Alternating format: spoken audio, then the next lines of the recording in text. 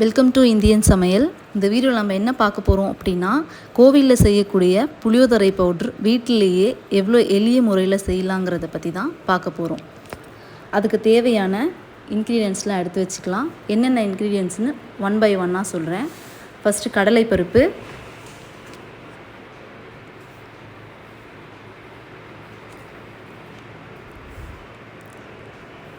அடுத்து உளுந்தம்பருப்பு. எப்பயுமே நான் என்னோடய வீட்டில் டிஃபன் பாக்ஸில் இந்த பவுடரை அரைச்சி ஸ்டோர் பண்ணிப்பேன். எப்போல்லாம் புளியோதரை சாதம் சாப்பிட்றோமோ அப்போல்லாம் அந்த பவுடரை மிக்ஸ் பண்ணி சாப்பிட்டா அவ்வளோ டேஸ்ட்டாக இருக்கும். நீங்களும் மிஸ் பண்ணாமல் ட்ரை பண்ணி பாருங்கள். அடுத்து தனியா,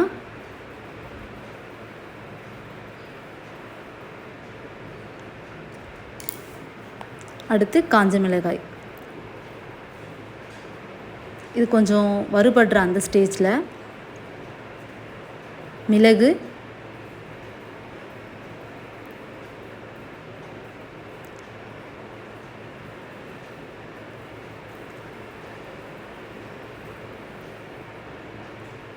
அது கூட சீரகம்,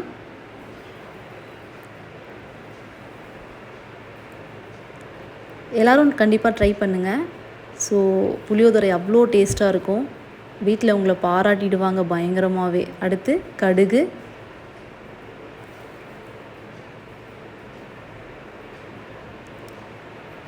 வெந்தயம்,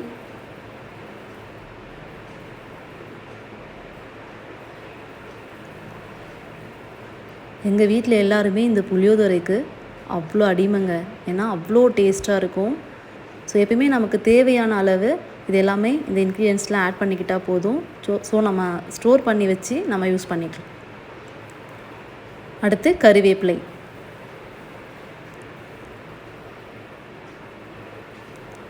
ஸோ இதெல்லாம் லைட்டாக பொன்னிறமாக வறுபட்ட அந்த ஸ்டேஜில் ஸ்டவ் ஆஃப் பண்ணிக்கலாம்.